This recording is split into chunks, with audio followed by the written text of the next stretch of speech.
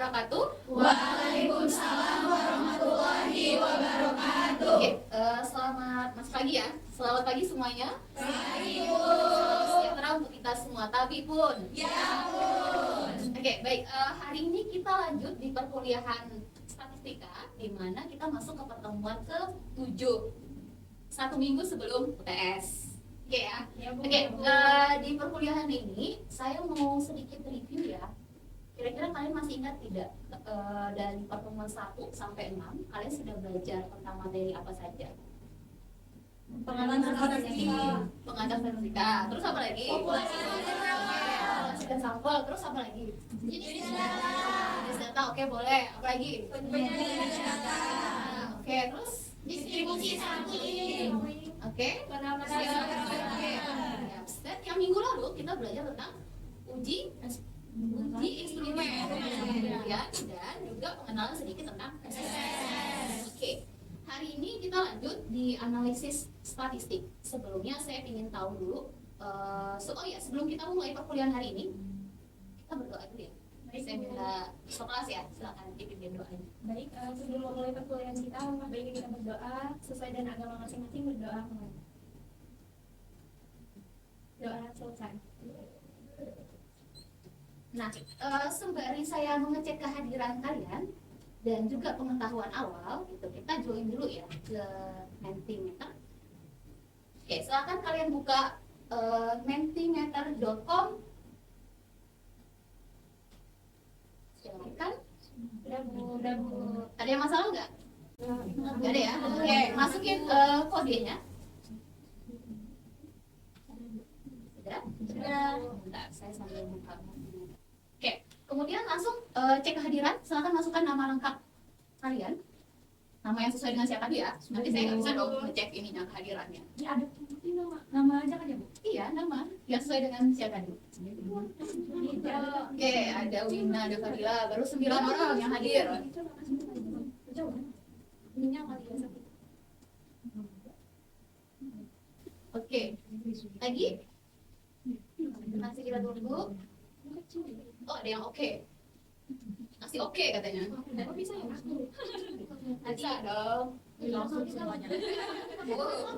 Kok ada yang merah itu? Mana? Hah? Enggak, kayaknya kalau baru muncul baru. Oke, sudah Bu. Sudah semua? Berarti hadir semua ya? Iya, Next. Oke, nah untuk pengetahuan awal dulu. Coba kalian sebutkan jenis-jenis data statistik yang pernah kalian dengar atau kalian pelajari. Minggu 1 sampai 3 kita seputar ini aja nih. Coba.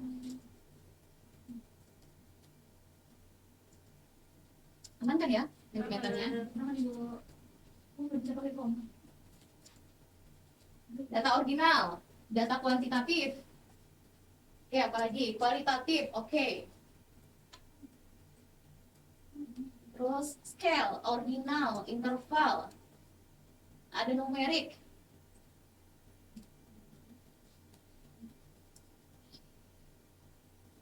Sudah cukup terbiasa ya kalian ya.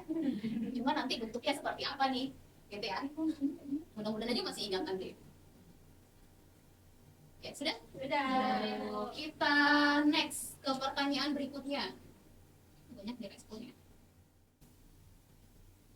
Oke, dan pertanyaan yang berikutnya. Nah, jika data yang kalian kumpulkan itu sudah diperoleh, nah, kalian sajikan dalam bentuk apa? Kan beberapa dari kalian udah pernah ke sekolah ya? Ya kan? Ya. Sudah coba mengumpulkan data. Biasanya kalian kumpulkan itu data apa sih? Yang kemarin-kemarin minta ke sekolah? Nyarinya data apa? Kalian minta data apa ke gurunya? Nilai siswanya ya? Oke. Nah, kira-kira nilai tersebut kalian sajikan dalam bentuk apa? Tabel, Silakan coba diketikin. Ada tabel, diagram, oke boleh. Karena datanya tidak mungkin satu kan ya, pasti banyak kan. Nah, kalian sajikannya dalam bentuk apa saja. Oke, bisa ada yang jawab grafik, ada yang jawab diagram batang, tabel, grafik, diagram. Ini koma ya, tabel, koma, grafik, koma, diagram.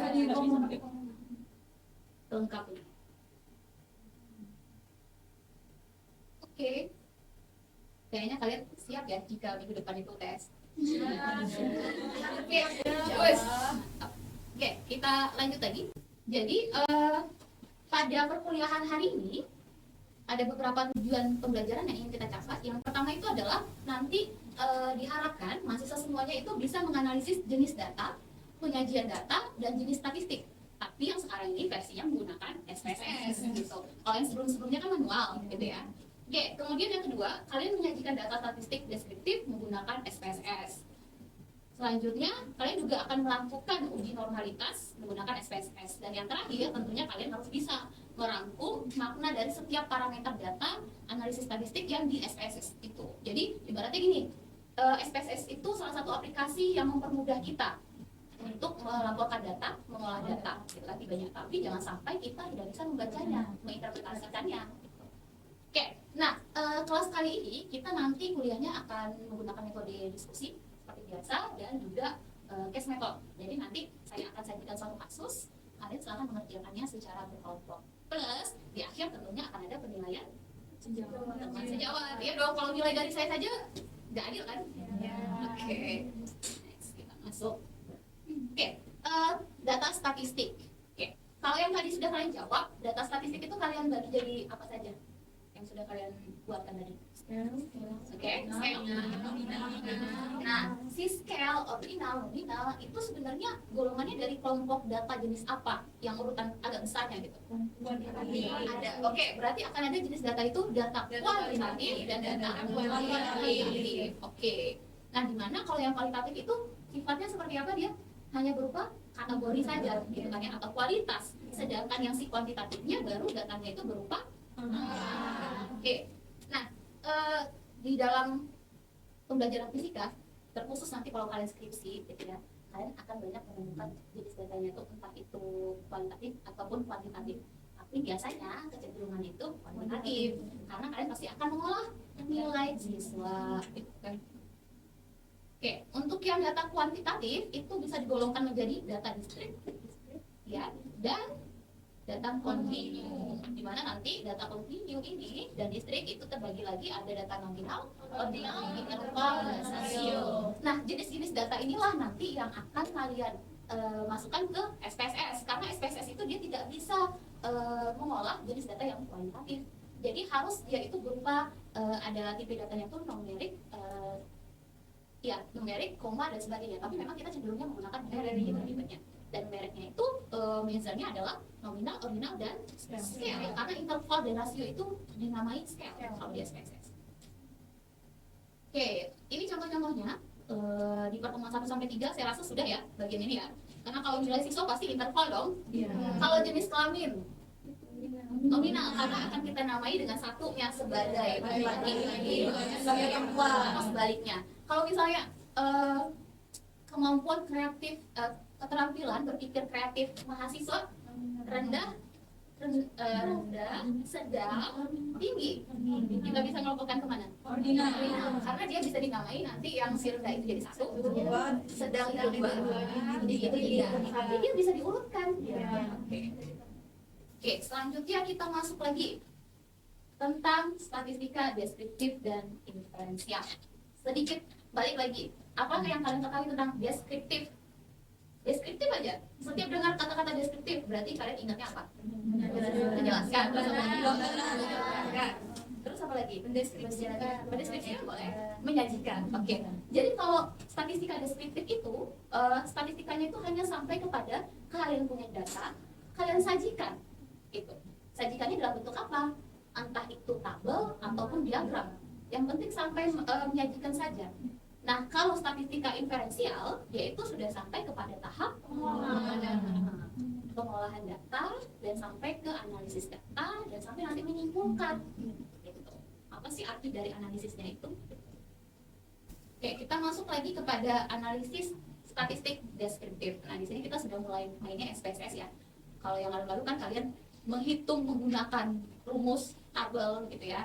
Kalau ini kita langsung. Oke.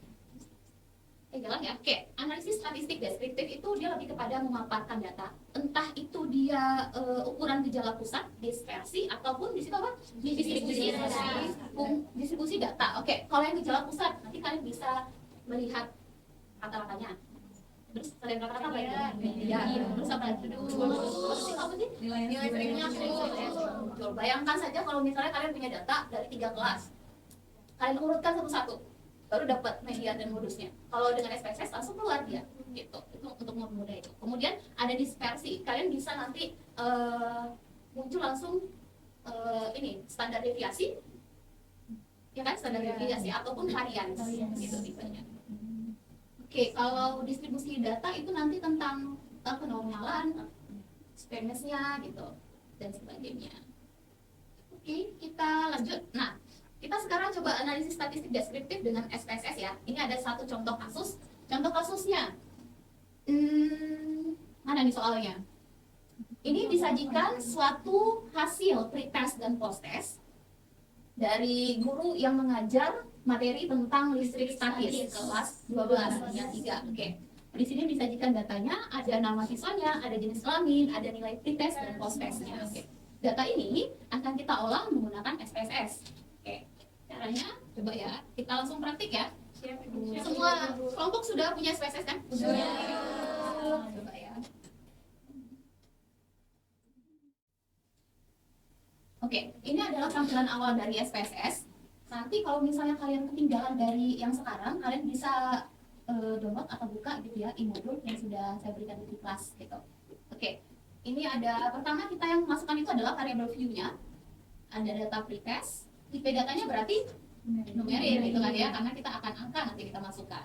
Nah, kemudian yang paling penting kalian perhatikan itu adalah measure-nya. Data numeriknya itu data pretest, jenisnya apa dong gitu. Scale.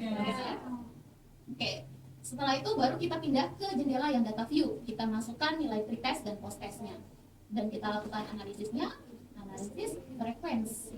Oke, kita pindahkan ke kanan. Centang semuanya, karena kita ingin tahu semuanya nih, gitu ya. Oke, selanjutnya continue dan chartnya juga. Kalian mau pilih jenis chartnya terserah. Oke, sesuaikan saja sesuai kebutuhan. Oke, selanjutnya kita continue. Oke.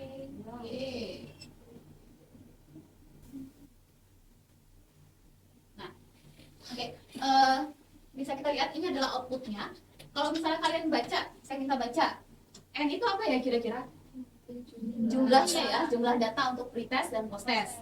Kemudian ini nilai apa lagi? Rata-ratanya. Oh, ternyata rata-ratanya lebih tinggi yang mana? Posttest. Kemudian ada nilai mediannya juga. Median nilai apa tadi? Oke, dan nilai yang sering muncul. Oke, 75 untuk yang posttest dan 54 untuk yang pretest. Selain itu juga kalian bisa lihat data standar deviasi dan variansinya, ternyata yang lebih besarnya di kelas posttest. Nah, itu menyatakan apa gitu? Artinya distribusi frekuensi di kelas posttest itu lebih lebar. Kalau bisa kita analogikan, maksudnya itu adalah artinya kemampuan setelah pembelajaran, ya setelah pembelajaran itu lebih bervariasi ketimbang kemampuan awal peserta didiknya. Oke, kita lanjut lagi ya. Ada yang bertanyakan nggak bagian yang ini? Lebih mempermudah atau mempersulit? Tapi yang penting kalian bisa baca. Kalau nggak bisa baca, sama aja. Apalagi tulis satu-satu, ya kan? Cari satu-satu. Oke.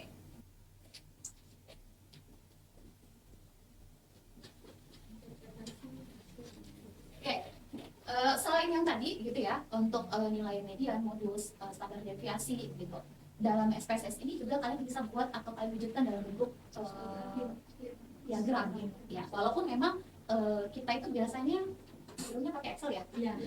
Boleh pilih lah yang mana. Kalau ini kan versi yang SPSS-nya gitu.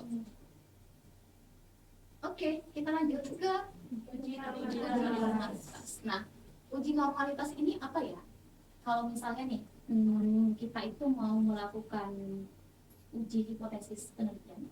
Sebelum adanya kita uji hipotesis itu, ada tahapan awal yang wajib dilakukan. Ya, wajib kudu harus dilakukan, yaitu uji normalitas. Jadi uji normalitas itu ibaratnya apa ya? Ketok pintu sebelum kita masuk ke uji A atau B, gitu. Menentukannya gitu, ketok pintu selanjutnya. Nah, selain itu juga uji normalitas ini bisa dilakukan ketika jenis datanya itu scale, gitu. Karena kalau yang ordinal sama nominal, ya hanya berupa penamaan dan urutan saja kan ya. Nah, yang paling pentingnya itu kriteria uji normalitas apa ya? Gitu. Bisa kalian baca, uji normalitas itu kriterianya jika nilai signifikansi atau nilai probabilitasnya lebih besar. Mau saya balik dong, kalau dia besar daripada 0,05 datanya normal ya, terdistribusi normal gitu kan, atau H0 kita diterima dari kriteria ini. Tapi kalau misalnya nilainya itu kecil dari 0,05 maka data tersebut tidak terdistribusi normal. Oke, jadi kriterianya yang dua itu. Ada yang mau ditanyakan tidak tentang kriteria ini? Oke, silakan Rosa. Gimana? Kalau semisal datanya nggak normal, jadi untuk selanjutnya gimana Bu? Oke, kalau tidak normal. Nah ini yang perlu kalian ketahui ya. Dan ini pasal 1 dalam melakukan penelitian adalah tidak boleh mengubah data. Ya, tidak boleh dong. Itu pasal 1, tidak boleh mengubah data. Jadi kalau misalnya kalian sudah olah nih, datanya tidak normal, jangan dipaksa jadi normal. Jangan ya, tidak boleh mengubah data. Jadi kalau misalnya tadi kan saya bilang tuh ada 2 pintu. Pintu yang pertama, jika datanya tersebut normal, maka nanti dia termasuk golongan statistika parametrik gitu. Jadi nanti ujinya itu yang kalian lakukan adalah uji statistika parametrik. Nah kalau tadi misalnya penelitiannya Rosa jadinya tuh tidak normal Bu, misalnya gitu kan, berarti dia bukan parametrik atau non parametrik gitu. Jadi nanti ujinya itu adalah uji non parametrik gitu. Jadi jangan berubah data. Ya tetap bisa dilakukan. Oke, sampai di sini ada yang mau ditanyakan tentang materinya sebelum kita next masuk ke kasus. Oke, kita lanjut kasusnya ya.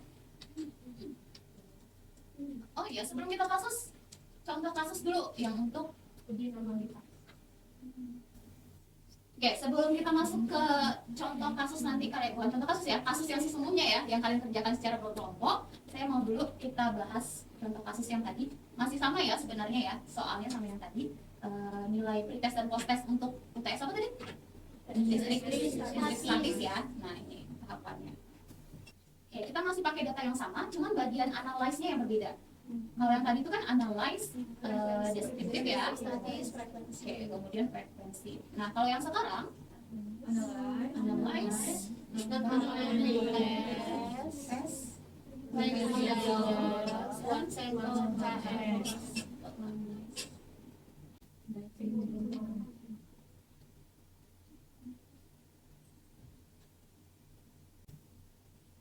tentang normalnya jangan lupa.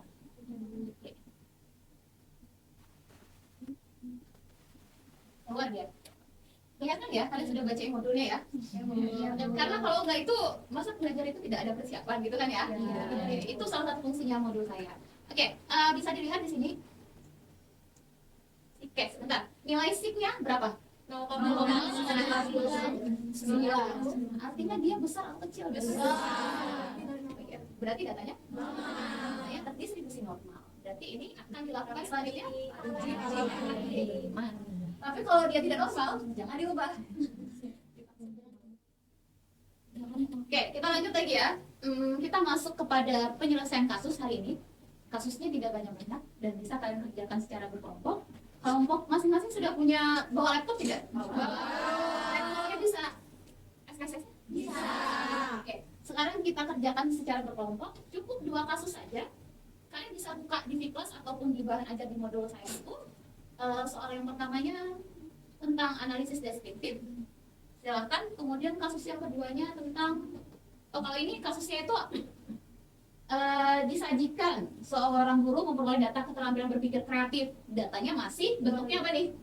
Kualitatif, ya kan? Rendah, sedang, tinggi gitu ya. Kemudian dan hasil ulangan fisika kelas 11. Nah, untuk data ini silakan kalian olah dengan SPSS untuk melihat analisis deskriptifnya, gitu ya. Oke, kasus yang kedua. Kasus yang kedua itu seorang guru fisika mengadakan pretest dan post-test pembelajaran materi optik. Data nilai siswa disajikan pada tabel. Datanya ternyata diperoleh ada nilai pretest dan post-testnya. Silakan nanti diolah dengan apa tadi nama ujinya? Uji normalnya apa? One sample Oke, ya. Silakan duduk secara berkelompok dulu. Yuk.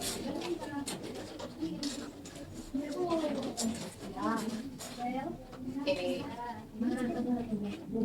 Silakan kerjakan 2 kasus tersebut. Nanti setelah itu kita pilih ya siapa yang mau maju ke depan. Oke, silakan dikerjakan.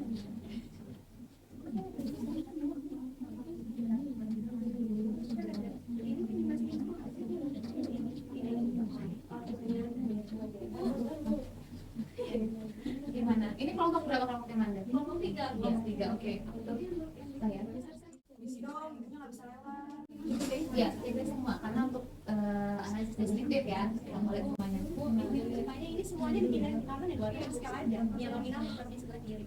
Nah, ini mau lihat apa dulu? Di analisis deskriptif. Analisis deskriptif. Berarti yang untuk melihat yang bagian. Iya. Berarti yang ini. Yang skala aja. Tapi kalau misalnya mau disajikan dalam bentuk diagram, yang bagian ini bisa tidak? Bisa dong. Walaupun kayaknya satu-satu, Bu. Iya, beri satu-satu. Yang di belakang bagaimana? Bu, saya mau nanya. Gimana, Bu? Ini yang keterampilan itu berarti benar ya Bu, dibuatnya jadi original karena dia ada urutannya. Iya, ada urutannya bisa diurutkan. Oh iya. Bu. Yang di belakang? Aman? Oke ya. Oke, saya belum ada. Oh iya, ini kan baru 2 soal ya. Nanti kita tambah ya soal yang ketiga berikutnya itu. Nah, masih tentang uji normalitas. Tapi saya ingin datanya berbeda. Kira-kira bagaimana? Oh iya, siap. Kita coba lagi. Iya, kasus 3. Bu, bertanya berarti itu siswanya itu bukan sama ya Bu ya? Siswa 1, siswa 2, siswa 3 itu ya? Iya. Oh ya, kalau kalian tahu juga ya, nanti kalau diskusi sebaiknya itu tidak perlu diberikan sama siswa. Etikanya. Etikanya itu. Oke, gimana? Semua kelompok sudah selesai belum? Sudah. Ya. Oke, gimana? Ada kelompok yang mau maju? Silakan. Ada kasus 1, kasus 2, kasus 3. Ya. Yang baru 1 kelompok 1 Bu. Kelompok 1, oke. Terus kasus 2, yang terakhir kasus 3. Silakan. Kelompok berapa? Ayo. Kok malah nggak bisa? 3 ya? Ya udah, yuk. Yuk, silakan kelompok 1. Oke, yuk sama-sama kita lihat ya. Ditunjukkan dulu. Ya. Baik, sebelumnya di sini kami dari kelompok 1 akan memperlihatkan hasil output dari SPSS kami untuk kasus pertama itu tentang analisis deskriptif. Jadi di sini kita menganalisis analisis deskriptif dari nilai hasil keterampilan berpikir kreatif. Nah, di sini terlihat untuk N-nya jumlah datanya itu 32. Terus untuk PEAN itu nilai rata-ratanya ada 75,34. Kemudian standar error 1,95, terus ada nilai tengahnya atau median itu 76, kemudian modusnya atau nilai yang sering munculnya ada 80. Ada yang beda? Sama. Sama ya, karena kasusnya sama. Iya. Ini untuk histogramnya. Histogram dari hasil UTS fisika dasar. Oke. Kalau misalnya bisa kita lihat nih dari diagram kita yang ini, coba. Oke. Itu kan ada ini ya, polanya kan ya? Iya. Oke, itu bisa kita lihat, itu dia terdistribusi normal. Oke. Oke, baik, cukup sekian output dari kami. Terima kasih. Oke. Oke, yuk next untuk kasus 2 silakan. Baiklah, mohon izin Ibu dan teman-teman. Di sini kami dari kelompok 6 dengan anggota yang pertama saya Husnul Hatimah, kemudian ada Rabiatul dan juga Rani. Di sini kami akan mempresentasikan hasil output dari kasus 2 di mana kita mencari uji normalitas mengenai nilai pretest dan posttest yang di mana akan disampaikan atau dijelaskan oleh Rabiatul. Oleh Rani. Baik, bisa dilihat yang ditampilkan dari kasus 2 untuk nilai pretestnya, nilai 6-nya bernilai 0,000 yang artinya kurang dari 0,05 sehingga uji normalitasnya tidak berdistribusi normal. Sedangkan untuk nilai posttestnya, nilai 6-nya sebesar 0,067 yang artinya lebih besar dari 0,02 yang artinya nilai posttestnya berdistribusi normal. Jadi untuk data yang ini dia masuk ke parametrik atau non parametrik untuk next-nya. Nah, karena dia ada yang tidak normal. Oke, Berarti harus normal semua. iya harus normal karena kan dia masih dalam satu data. Satu data. Oke, kita beri pause dulu. Oke, next. Kelompok berapa lagi? 3. Kelompok 3 untuk kasus 3. Oke, dan yuk silakan kelompok 3, kasus 3. Kami dari kelompok 3 beranggotakan saya Amanda, Saya dulu ya. akan menampilkan hasil output dari kelompok kami terkait uji normalitas dari nilai pretest dan post-test. Baik, dapat dilihat bahwa nilai pretest itu nilai signya 0,200 yang artinya berdistribusi normal dikarenakan lebih dari 0,05. Dan yang kedua nilai post-testnya itu juga 0,200 yang artinya berdistribusi normal karena nilai signya lebih dari 0,05. Jadi Terdistribusi normal. Oke. Jadi Nextnya? untuk nextnya menggunakan uji parametrik. Sekian dari kelompok kami, terima kasih.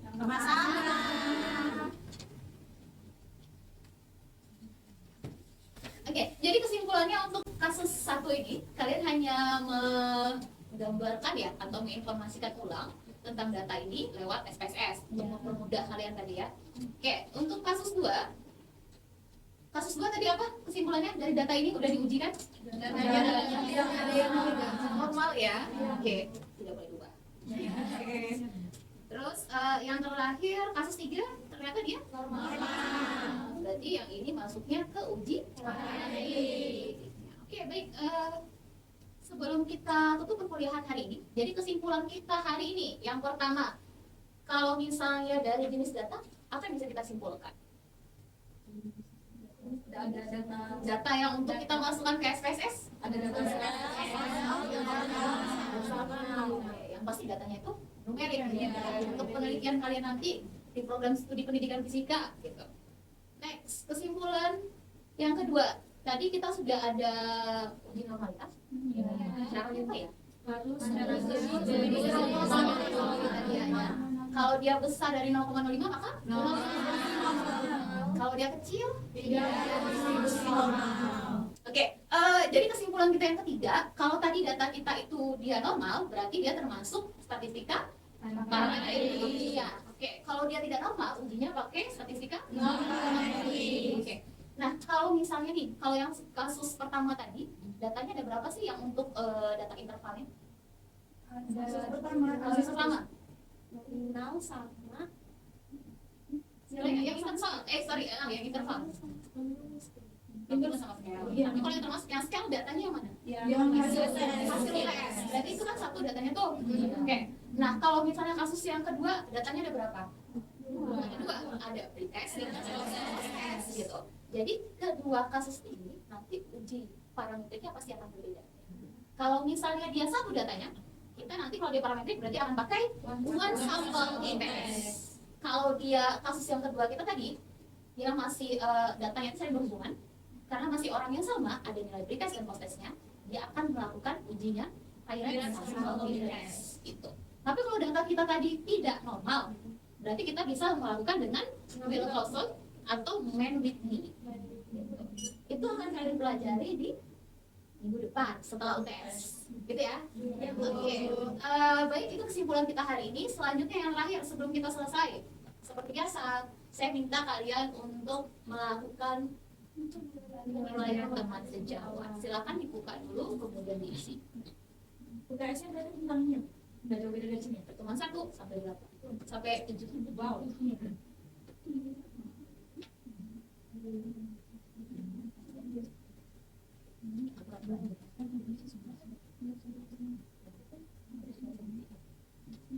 Sudah ya? Oke, sudah. Baik.